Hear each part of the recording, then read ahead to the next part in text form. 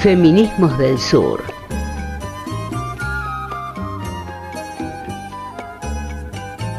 Mujer, si te han crecido las ideas, de ti van a decir cosas muy feas, que no eres buena, que si tal cosa, que cuando callas te ves mucho más hermosa. Bienvenidos, bienvenidas al programa Feminismos del Sur, un programa de Indeso Mujer para conectarnos con las novedades de la región, para analizar lo que nos acontece, para conocer a las organizaciones que integran la plataforma del programa Mercosur Social y Solidario, el de las organizaciones sociales. Este programa sale al aire desde Radio Frida, que funciona en La Toma, en Rosario, un lugar de resistencia de organizaciones, cooperativas, que se pusieron al hombro el sostener un espacio solidario, colaborativo e inclusivo.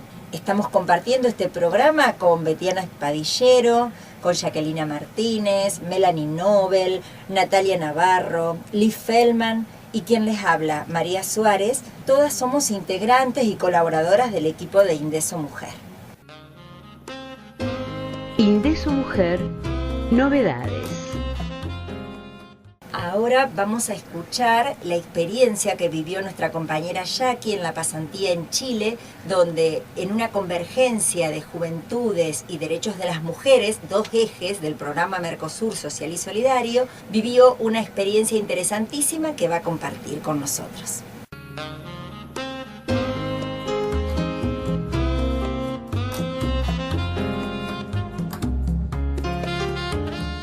Buenas tardes, mi nombre es Jacquelina, soy una compañera voluntaria de la organización Indeso y participante de la pasantía Movimientos Sociales, Nuevas Luchas, Nuevas Actorías, que se llevó a cabo el 26, 27, 28 y 29 de septiembre en Chile. Esta pasantía tuvo como eje lo que son los movimientos sociales que van formando nuevas actorías y que le hacen frente a las diferentes realidades neoliberales que se viene teniendo en la región, y en este sentido como Indeso fuimos a formar parte de un conversatorio que trataba sobre feminismo y movimiento de las mujeres. Sin embargo, la pasantía abarcó otros ejes también, como son los movimientos mapuches, también el conflicto socioambiental, y además fuimos a conocer lo que es el movimiento estudiantil y a conocer un poco la historia de lo que fue la dictadura en Chile y cómo las organizaciones y los movimientos reaccionaron a esa dictadura y cómo van conformando esta nueva democracia. Fuimos recibidos en la organización ECO,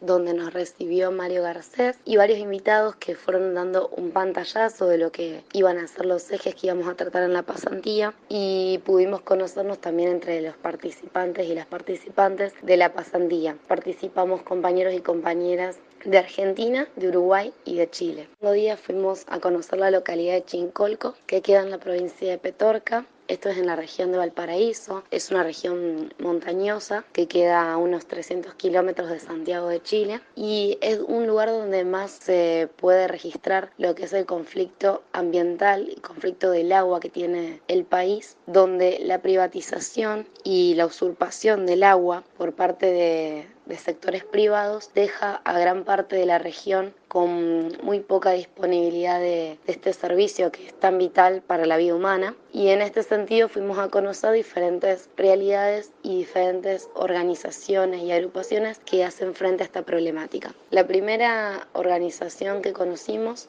fue a las artesanas de Chincolco.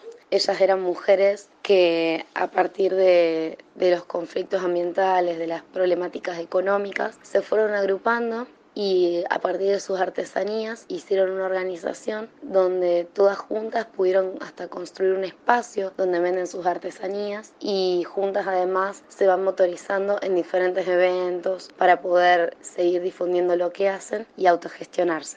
También conocimos otra organización que está fuertemente liderada por mujeres, que es la organización Mujeres Modatima, que busca concientizar a vecinos y vecinas en relación a la problemática del agua. Fuimos a conocer la experiencia de la Escuela Agroecológica Germinar, que es una experiencia que busca dar una respuesta a lo que son los conflictos ambientales, y una de las principales tareas lo que hacen es que vecinos y vecinas que quieran poder tener su propia huerta puedan participar de los talleres compartiendo experiencias, debatiendo, conociendo de qué manera se puede hacer una huerta completamente orgánica.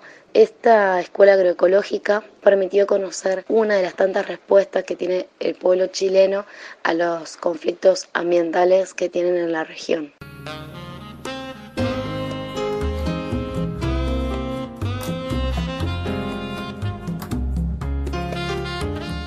El día viernes volvimos a Santiago de Chile y conocimos otro de los ejes de la pasantía, que era la importancia de la memoria en la construcción de los nuevos movimientos sociales. Chile, como tantos otros países latinoamericanos, como sucedió también en Argentina, tuvo una época muy oscura, que fue la época de la dictadura militar. En este sentido, debatimos sobre la importancia de la memoria y de lo que son los derechos humanos, y fuimos a conocer el Museo de la Memoria y los Derechos Humanos en Santiago. Y por la tarde fuimos a conocer a lo que es el Parque por la Paz Villa Grimaldi. Villa Grimaldi es un espacio de memoria donde había funcionado un centro de detención. Familiares de desaparecidos recuperaron ese espacio y trataron de reconstruirlo para que no se olviden las atrocidades que pasaban en ese lugar. Conocer la historia de la dictadura en Chile y compartir con las experiencias y las realidades que también tuvimos en Uruguay y en Argentina. Cerramos el día con una manifestación por el aborto libre en Chile. Esta manifestación se hizo en varios países de manera simultánea y pudimos ver los ejes de reclamo de las compañeras chilenas, que ellas hace muy poco han conseguido el aborto legal en 3 causales y consideran que con eso no basta, así que salieron a las calles con un cacerolazo que se hizo en el medio de la ciudad y pudimos ser parte de ese momento que en lo personal fue muy movilizante, sobre todo cuando las compañeras chilenas nos mencionaron, dijeron que nuestra lucha de este año por el aborto había sido un ejemplo a seguir para ellas y que la marea verde había cruzado la cordillera. Fue un momento muy fuerte que me llenó de orgullo y que me trasladó a compartirlo con mis compañeras acá en Argentina. Y ahí cerramos el día viernes y pasamos al día sábado, donde teníamos como principal eje el feminismo. Sábado participamos de un foro que se llamó Feminismos del Sur, Estado actual y proyecciones de la lucha de las mujeres. En la mañana se realizó un panel donde cada país pudo exponer con qué realidades se encuentra, cuáles son las luchas que se llevan adelante dentro del movimiento de mujeres y cuáles fueron los logros que se han ido alcanzando y quiénes son las principales actorías y referentes de estas luchas. Pudimos ver diferencias y muchas similitudes en la realidad de Chile, Uruguay y Argentina, considerando también que ciertos países tienen algunas luchas conseguidas y otras no, y esto nos sirvió para poder intercambiar y relevar de qué manera ciertas luchas fueron conseguidas, por ejemplo en Uruguay, y que nos falta hacer en Argentina o a la inversa. Entonces fue una mañana muy interesante de debate. Por la tarde el foco estuvo puesto en lo que era la educación feminista y donde hubo diferentes ejes también para charlar, como estudiantes, como docentes, como participantes por una educación feminista. También es importante remarcar que de ese día una de las cosas que surgieron y que me pareció muy importante fue el grupo de compañeras que conformó la mesa de mujeres migrantes, donde abarcaron también otras cuestiones como la discriminación, como la no aceptación de que hay muchas personas migrantes y cuáles son las problemáticas que esas personas atraviesan en sus lugares de residencia actuales. Y también otra mesa que llamó mucho la atención fue la de masculinidades, que fue conformada exclusivamente por varones, que se replantearon cuáles eran los privilegios que tenían como varones y qué cosas tenían que rever en su cotidianidad con respecto a las compañeras mujeres y con respecto a lo que es en sí la lucha feminista y el lugar que los compañeros varones deben ocupar en esa lucha. Para terminar, quisiera destacar la importancia de las pasantías que se dan en el marco del programa Mercosur Social y Solidario, que nos permiten conocernos entre compañeros y compañeras de diferentes organizaciones y de diferentes países, formar nuevos vínculos para sumarnos y acompañar la lucha de otros compañeros y compañeras, conociendo también las realidades y las problemáticas que ahí se presentan. Una de las partes que más me interesó de la pasantía es ver la cantidad de organizaciones que llevan como referentes a mujeres que hacen frente a gobiernos neoliberales y en este sentido a un fortalecimiento de la lucha del feminismo y que nos llena de fuerza y de orgullo como mujeres poder seguir manifestándonos, luchando, organizándonos, encontrarnos. Y esto me parece que es importante, que me gusta también compartirlo con mis compañeras de Indeso, entendiendo que es a partir de la lucha, del encuentro, de la manifestación en las calles, donde también podemos llegar a conseguir aquellas metas, objetivos que tenemos como movimiento de mujeres. Panorama regional de las mujeres.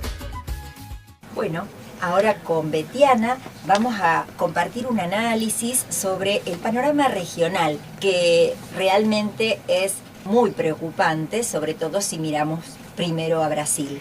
Buenas tardes a todos y a todas. Sí, hoy vamos a comenzar este panorama de noticias con una reflexión sobre la situación de Brasil con las elecciones del pasado domingo. ¿Querés contarnos, Mari? Sí, realmente que Bolsonaro, el candidato fascista que está construyendo un movimiento de masas en Brasil, haya sacado el 46% de los votos en elecciones totalmente irregulares, ¿no? Realmente pone la democracia en terapia intensiva.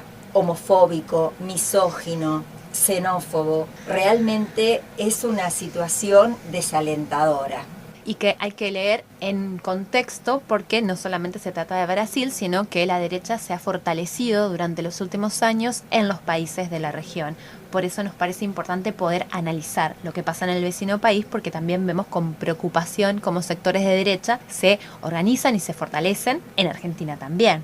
Evidentemente esto de tratar de poner en prisión a los principales referentes políticos, bueno, en el caso de Lula está en prisión, primero fue proscripto y está en prisión, y está también la situación de los asesinatos de líderes políticos como Mariel Franco. Sí, sobre Mariel hemos hablado en programas anteriores también, esto de que está probado, es a sabiendas que fue asesinada por fuerzas policiales, pero sin embargo la causa sigue trabada y ha habido muchas protestas en ese sentido, pero no ha avanzado. También ha habido protestas antes de las elecciones del movimiento de mujeres de Brasil en contra de Bolsonaro que han sido muy, muy importantes. Claro. Sin embargo, sigue reinando el odio como política, que se vio claramente reflejado aún en el ensañamiento de este último momento contra Dilma Rousseff, y también, bueno, en esto de las Fuerzas Armadas apoyando a Bolsonaro, además de los evangélicos y los agrarios, ¿no? Hubo también en esto la intervención de grandes cambios innovadores, digamos, en relación a la utilización de las redes sociales, los WhatsApp para hacer campaña. Como organizaciones feministas, realmente esto de las expresiones de Bolsonaro pegan muy profundo, ¿no? Preferiría que mi hijo estuviese muerto a que fuese homosexual. Los negros no hacen nada, no sirven ni para procrear. El error de la dictadura fue torturar y no matar.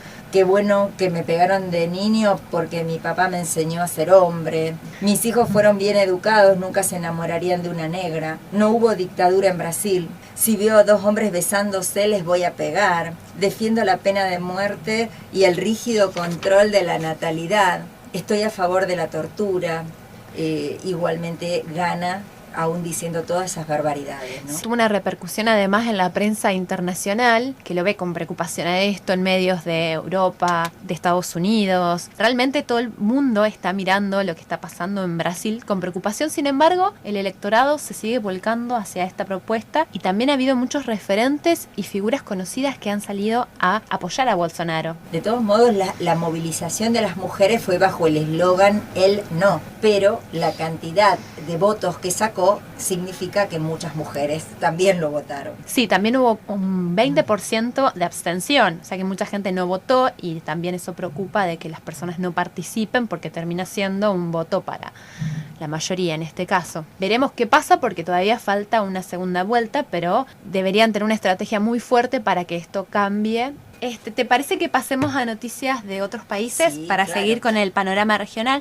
En Uruguay también vemos con preocupación, que es la palabra del día. Bueno, en el programa anterior habíamos hablado sobre la ley trans que hace un año que se está debatiendo en Uruguay, que es una ley integral, pero que ha sido congelada, que se frenó en el Parlamento uruguayo por la fuerte presión de los sectores religiosos, especialmente vinculados a las iglesias evangélicas. Recordemos que Uruguay es un país laico, sin embargo, estas organizaciones religiosas realmente tienen mucho peso y lograron juntar más de 40.000 firmas para que la ley no se debata en el recinto. Quería decir en relación a esto que vamos observando, digamos, de la avanzada de los grupos religiosos en las políticas públicas, que realmente está logrando tener efecto esta disposición que ya por los 80 se planteaba desde Estados Unidos en relación a trabajar respecto al avance en Latinoamérica de la derecha a través de estos grupos. Sí, tal es así que en un país laico lograron frenar una ley que tiene el apoyo de muchísimas organizaciones, se han hecho también manifestaciones muy masivas, pero esto no ha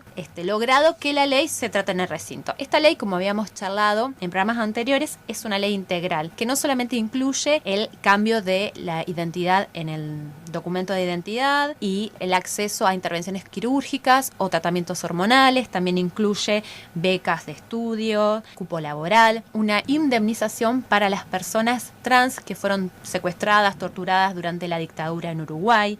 Pero hay un artículo que es el que desató la polémica, que tiene que ver con el acceso de menores de edad a los tratamientos hormonales y quirúrgicos sin el consentimiento de sus padres. La realidad es que hoy estas cosas suceden en Uruguay, lo mismo que poder cambiarse el DNI, pero por vía de la judicialización, tal cual. Esta ley lo que haría es allanar el camino y posibilitar que cualquier persona lo haga gratuitamente, que el Estado garantice el acceso a esa medicación. Hoy eso no pasa. Y el Frente Amplio, que es el partido de gobierno, cedió en esta disputa el tema de acceder a las operaciones quirúrgicas, pero sigue sosteniendo que los y las jóvenes pueden acceder a los tratamientos hormonales, que esto tiene que ver con mandatos a nivel internacional y también con la autonomía progresiva. Bueno, también obviamente salieron un montón de datos sobre la vida de las personas trans, que la expectativa de vida no supera los 35 años, cuando la media de una persona en Uruguay son los 77, que más del 60% tiene que prostituirse para poder cubrir sus necesidades básicas, que más del 80% no terminó su educación secundaria. Por eso la idea de la ley es que tenga un abordaje integral. Ya de por sí, aunque en los países, digamos, donde existe la ley, también es difícil, digamos, que se respete y que realmente las personas trans consigan empleos, y muchas veces es difícil impedir que se los despida. Sin la ley, digamos, estás mucho más atrás. Sí, sin ir más lejos, este fin de semana en Rosario se realizó una movilización, la Marcha del Orgullo, y bueno, las consignas tenían que ver sobre todo con los derechos de la comunidad trans, el cupo laboral y esta denuncia de que están cada vez más precarizadas y vulnerables. Entonces decían, queremos que nuestras compañeras tengan un techo, que tengan comida.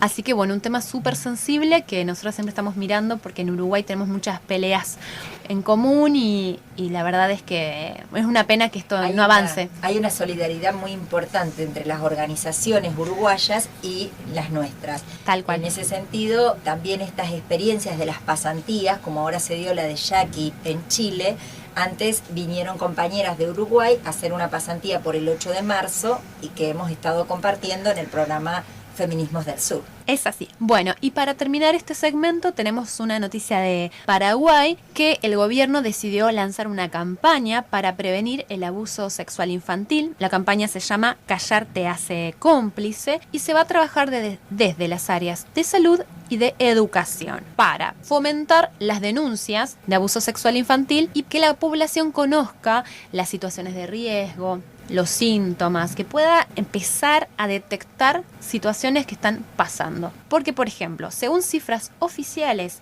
el año pasado, 2017, hubo más de 1.200 abusos sexuales infantiles. En un país donde no se acostumbra a denunciar, se conocen 1.200 casos. Esto da cuenta de la gravedad de la situación. También Paraguay hace esto tomando las recomendaciones de la Organización Panamericana de la Salud, que advierte sobre la situación de los niños y niñas y que dice además de que los adolescentes deberían acceder a métodos anticonceptivos, a educación sexual integral desde la infancia. Bueno, son recomendaciones que los países deberían tomar. Argentina, una de las principales referentes en la visibilización de la gravísima problemática social del abuso sexual infantil, fue Liliana Paulucci.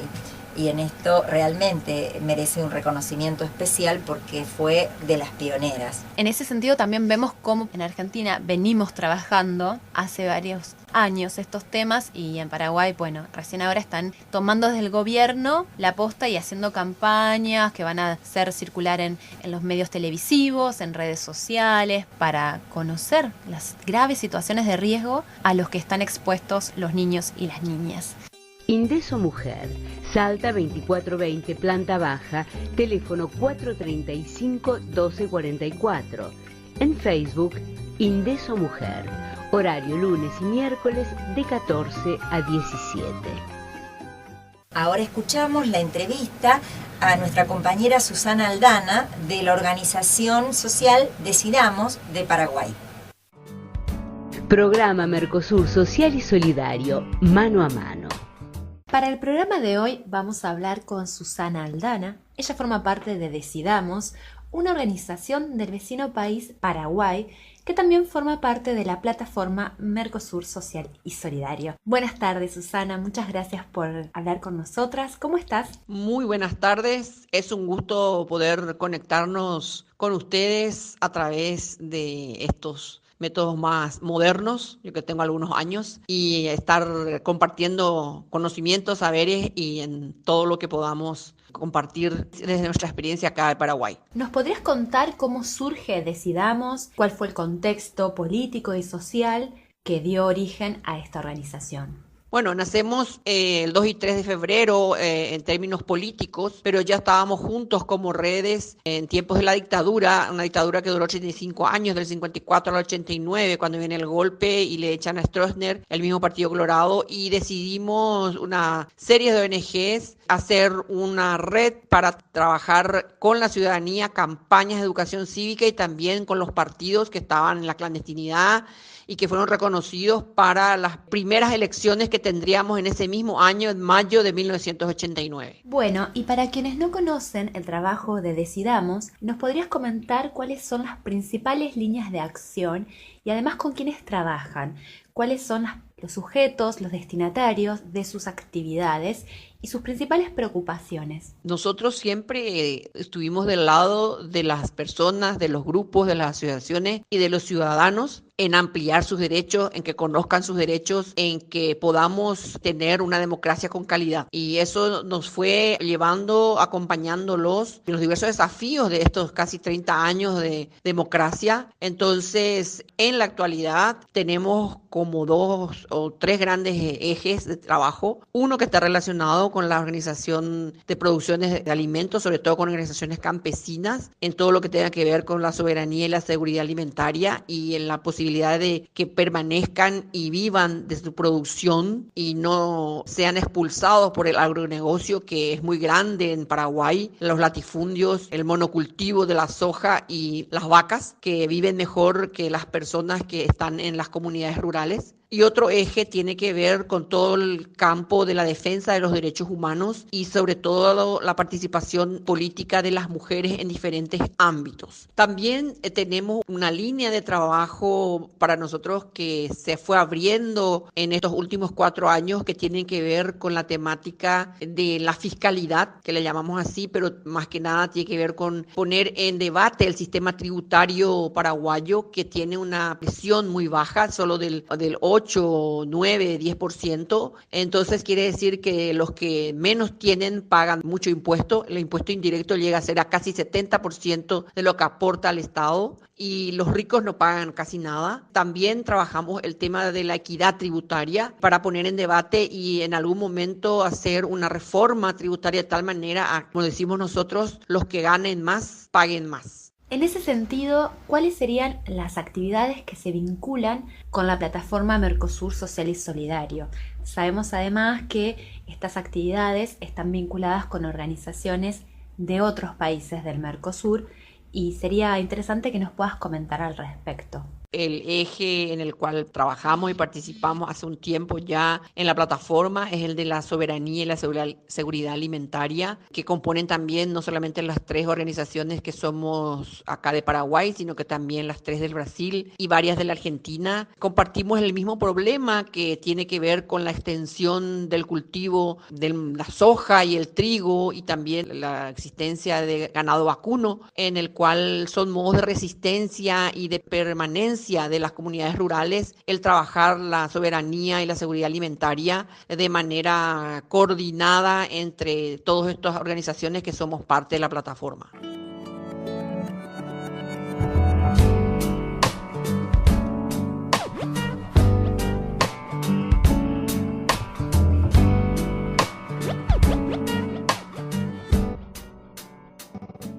Nos gustaría que puedas hacer una síntesis, que nos ofrezcas tu mirada sobre cuáles son las principales preocupaciones en Paraguay respecto de los sectores más vulnerados y en especial respecto de la soberanía alimentaria. Bueno, acá hay una oportunidad que se abre este 15 de agosto. Asume un nuevo ejecutivo por 5 años, en el cual tiene la brillante oportunidad de destinar mayor presupuesto para políticas de protección. El 70% es sector vulnerable en el país, el 20% está en la extrema pobreza. Esto hace que necesariamente la soberanía y la seguridad alimentaria sea parte de un desafío de organizaciones campesinas y de organizaciones ciudadanas y también de un gobierno responsable en plantear que todas podamos producir alimentos, no solamente los campesinos, sino que también a nivel urbano, porque lo primero que tenemos que tener es comida, lo primero que tenemos que garantizar es 4 comidas diarias que tenemos derecho todas las personas en nuestras casas, ya sea o a través de los colegios o en cualquier espacio, en cualquier ámbito en el que vivamos. Entonces, solo así podremos soñar y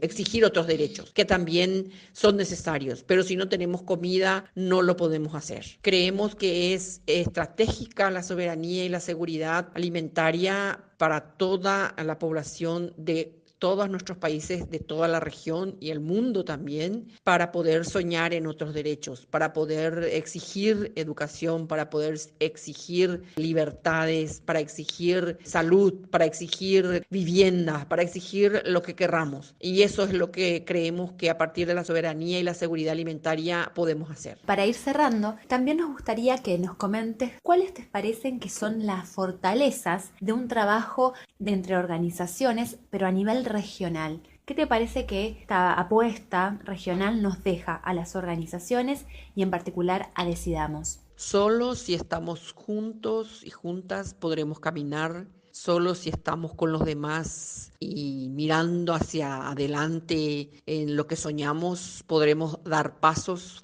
firmes y fuertes para no tener retrocesos, y creemos que estando desde Decidamos en red con otras organizaciones que sueñan igual que nosotros y proyectan sus trabajos con los demás, podremos hacer sociedades más libres, sociedades más incluyentes, sociedades mejores. Así es que participar de este programa para nosotros nos hace mejores, nos hace ver que es posible soñar. Así es que estos años de aprendizaje han sido muy buenos, muy importantes, y sobre todo seguir abiertos a seguir aprendiendo de los demás y con los demás. Bueno, Susana, la verdad es que ha sido un gusto poder hablar con vos. Siempre es lindo poder hablar con personas, con compañeras de otras organizaciones y de otros países, porque conocemos más sobre sus realidades y aprendemos mucho. Bueno, fuiste muy clara además y me parece que puede ser muy interesante para quienes nos están escuchando.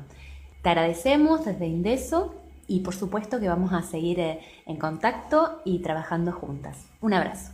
Gracias a todas las compañeras, amigas de Indeso, porque las considero mis amigas, desde mi tocaya Susana y otras que desde hace muchos años las conozco y voy acompañando siempre las luchas de ustedes, y son muy importantes para nosotras aquí desde Paraguay lo que hacen ahí en Rosario y en otras ciudades, pero sobre todo ustedes que las conocemos.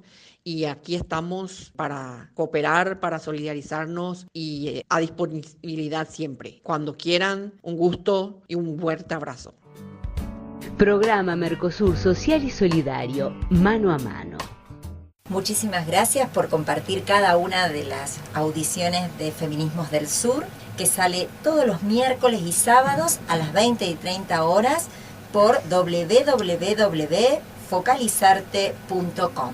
Bueno, y para cerrar el programa, como es de costumbre, vamos a tener un tema musical. Esta vez elegimos una canción que se llama Vení a sudar, con mucho ritmo. Esta canción es de Sudor Marica, que es una banda de cumbia argentina, que le pone también el cuerpo y la música a las demandas del colectivo LGBTIQ, y que además también es muy crítica respecto del gobierno, del patriarcado, de temas que nosotras venimos tratando en el programa. Esta canción también está invitada Susi Shock, que es una artista, docente, poeta, así que es una canción bien poderosa. A la que hemos tenido la oportunidad de ver personalmente en Distrito 7.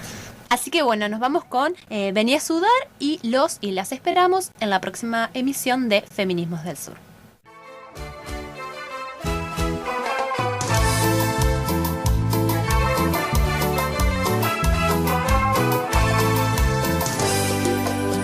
Figurita de la tele escandalosa y atrevida, 10 renglones de un manual de psicopatología. Andan en la mala vida, vergüenza de la familia, ya no nos fumamos tu violencia interpretativa. Despertame cuando muera toda forma de opresión, cuando el macho patriarcal quiera clavarse unas plumas. El estruendo siempre fuerte cuando cae la moral, sin patrón, sin propiedad, milagros hoy esta luna. Déjame sentir que siento, déjame y hacer silencio, déjame vivir sin nombre, ya no lo quiero. Déjame sentir que siento, déjame y hacer silencio, déjame vivir sin nombre, ya no lo quiero.